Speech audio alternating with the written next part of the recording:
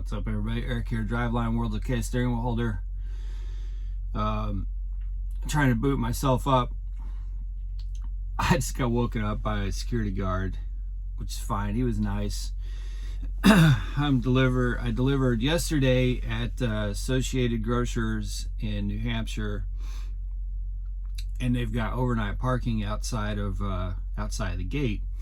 So I've been here all night. So he was a nice guy, but he was banging on my door. He's like, "Hey, just making sure you're not trying to do a 34 or anything." I said, "No, man, I'm just it took a lot longer to get unloaded yesterday than I would desire." And so, didn't have any clock left and didn't have anywhere to go. So I got to get scooting here shortly. But man, I slept so good. That's one thing that, that's a big disadvantage of me driving nights, is that I sleep much better at night than I do during the day. I mean, I get enough sleep during the day, but it's like constantly broken up and tossing and turning. But at nights, like I slept all night last night, like 9 hours. Oh, it was so nice. So anyway, I want to get to what happened with State Trooper the other night, but I want to get into just some of what's happened the last couple of nights too, because I've been talking about Prime Freight quite a bit, and it is not getting any better. If anything, it's getting worse, which is crazy that's getting worse, because it's gotten pretty damn bad. I don't know why I don't learn my lesson. I don't know why I don't learn my lesson about the Northeast. The Northeast is just awful. Like, you'll get a load that's like, okay, that's pretty good. It's not super great, but it's pretty good in these times, and it keeps me busy through the weekend or whatever. And then you come up here and it's like, why did I do that? Why did I do that? The loads up here pay worse than they have in the 5+ years that I've been driving. There's more time between them. They're heavy as ever. And they've got deadhead. Like, so I basically, I guess you could say, technically rejected like 12 loads yesterday. Because I rejected the first 6 in load choice. They were all just like, I can't put words to how bad of a situation it was in those 6 loads. So 3 of them I would have operated at a loss. Then the other 3 were like, I'm not backtracking into Boston. I'm not, so say no to all 6 of those in load choice. Then I have to wait for my fleet manager for sales to send a dispatch. I sent one yesterday evening after I was unloaded. And it was a shipper that I have experience with, and it's not a good experience at all. First of all, it had 300 miles of deadhead, but that's actually 400 miles, because the only way to get to it is to go south down into Massachusetts and then cut and go into New York. There's not really a way that I can just cut across and make it match the actual dispatch miles. There's no way. So not only was it 300 miles deadhead, but it was an extra 100 miles. So it'd been 400 miles deadhead for a load that was paying like $1.35 and weighs 44,000 pounds at a shipper, which the last time I was at that shipper had to be transloaded because they were so heavy. They were putting pallets up against the wall of the trailer, and one of the pallets had damn near blown out the sidewall of the trailer. Like, it was, you get a lot of trailers that have the bulge on the side of the trailer, but this was like, it looked like it added 4 or 5 inches out the side of the trailer. Like, I was not confident in that at all. And the pallet was up against the wall. I was like, no, we're not, no. So they had to transload that load. And then there's no scale within 50 miles. And I knew it was overweight. I knew it was going to be overweight. Now, fortunately, when I finally got to the scale, it was only 23 pounds over on the drives and then it was 20 pounds under on the trailer, but I had the tandems all the way up. So I just burned fuel, you know, to bring that 23 pounds down. But if it had been like 300 or 400 pounds over or something like that, I would have had to go back 50 miles through these just shitty upstate New York 2-lane roads to a shipper that I just had to sit at for untold hours because they had to be transloaded. So I was like, no, man, not for $1.30 a mile, man. And it had to be, the loaded miles were through pretty hardcore mountains and stuff, you know. I'm like, so then when I have them take that load off, I get 6 more loads on load choice, and only one of them was even tolerable. There was a load in there that paid like 89 cents a mile. I was like, what is going on here, man? 89 cents a mile, picked up the next day, was 44,500 pounds, with 250 miles of deadhead. It's like, so I took the least toxic load off of there because I was like, I just got to get out. I just got to get out of here. I just got to get out.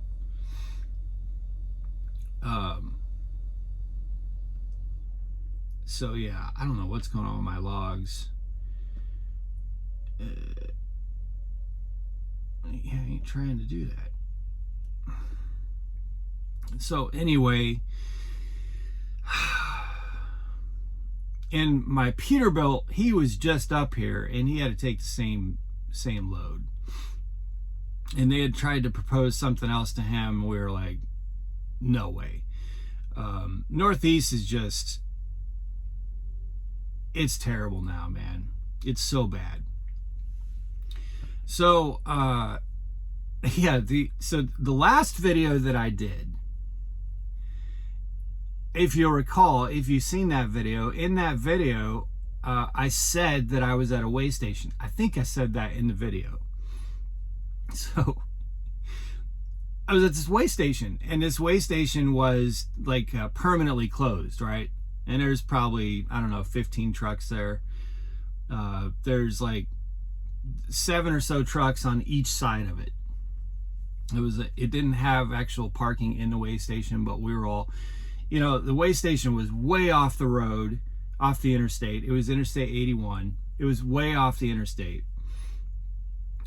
Absolutely nothing wrong with parking the way we were parked. You know, it's not like I don't park on off ramps on, you know, like a regular, like you're getting off on an exit. But in a lot of weigh stations, you know, you're way off the road. They got big, wide shoulders over on the, you know, where you're going into or exiting the weigh station. There was nothing wrong with where I was parked. And by the way, I was only parked there for maybe an hour. I was just doing a break there, and not a 10-hour break, but just a 30-minute break, just killing some time. So I'd finished right when I turned the camera off for that video. I had this curtain pulled up because there were headlights and everything. So I had this curtain pulled up. Right when I finished, when I turned my camera off, probably 30 seconds after I turned my camera off, I hear right here on my door, knocking on my door. And I'm like, what the, who would be knocking on my door right now? Like, is some bum walking down, you know, show up in the weigh station and banging on my door? Because who would be knocking on your door in a permanently closed weigh station where the structure has been removed and all that stuff?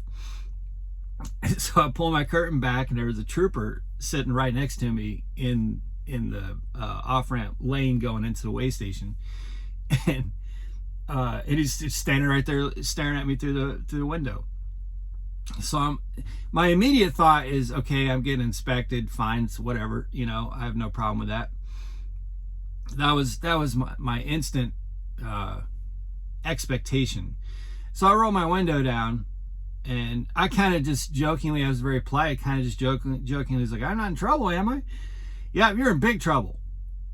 I was like, and he wasn't being funny about it either. He was being dead serious. You're in big trouble. I said, okay, for what? He says, you're illegally parked. And that just baffled me, so I wasn't trying to be like argumentative or anything. I was very respectful to him and was trying to be fun and playful and nice and everything. And I was like, okay, well, I'm not really sure I understand how.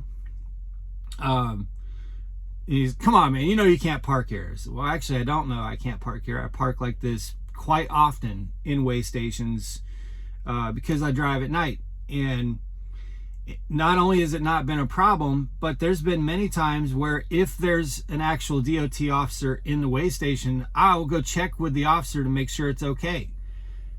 There's been a number of times where I've gone and talked to the DOT officer just to make sure, hey, am I okay to park here? But also, again, keep in mind, this was not for a 10-hour break. Not like the other trucks, I was not in the sleeper. I was in front seat doing a 30-minute break. Ended up being about an hour. So he says, just sit here. I'm going to go wake these other guys up. So I watch him drive up to the truck or two in front of me, bang on their sleepers, then go back to truck behind me or something like that. And then he makes it back to my truck, and he starts taking all my information down and everything. Trailer plates, my information, the tractor plates and everything. So I'm like, thinking, okay, well, I'm getting cited for parking, which I haven't gotten cited for anything in 10 plus years. So I was pretty damn annoyed about it. So when he comes back to my window, I was like, look, officer, I'm not trying to be, I'm not trying to be a problem or anything, but can you show me where the signage is that would suggest that I can't park here? Because there was no parking sign next to me. There was no parking sign up ahead of me. There was nothing I could see that would indicate that we couldn't park there at that way station. Other than the way station had a way station permanently closed sign up in front of the truck or two in front of me. But that way station permanently closed doesn't mean that you can't, you park at closed way stations all the time. So if there's no signs like within my view of or anything that says no parking, so then he starts, just getting an argument with me about it. And I was like legitimately trying to figure out like how I would have known that I could, like, that was I just wanted to understand what would indicate to me that I can't park here, so that I know for future reference. And instead of actually being able to provide that, he ends up just huffing and puffing and says, well, you're not getting cited. Okay, so clearly I'm not doing anything. If you're not going to cite me, then I'm not doing anything illegal. He says, but I am going to contact your carrier and let them know that you're doing something you're not supposed to. So I'm thinking, okay, so you're going to waste your time, your taxpayer time, to contact Prime to let them know that I'm not doing something illegal, but that, oh, and by the way, he also went off at me about us. He said, you guys are always throwing your trash and your piss bottles and all that stuff out, and we're just tired of it. We're just sick of it. And I said to him, I was like, look, I don't disagree with you, man. That is awful. I wanted to be like, I talk about that on YouTube all the time. I was like, that is just awful and it's disrespectful and I hate it. And don't lump all of us in there. I have never thrown trash out of my window. Never put a piss bottle on the ground. None of that. I thought that was incredibly unfair to be like, you guys are always throwing your trash out your windows and your piss bottles and all that. So basically this guy had an axe to grind. Like, he just did not like truck drivers. He lumped us all into the same basket of deplorables, I guess you could say.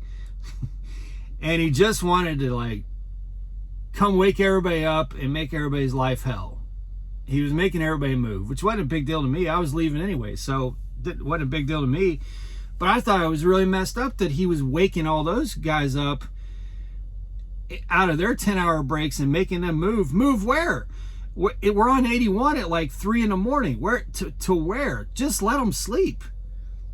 They're not, it's not a normal exit for a, for a highway or something. It's not an exit for a truck stop. It's a way station. Let them sleep, man. Like, what an asshat. So it's like, okay, call Prime, do whatever you gotta do. I don't care. Like, I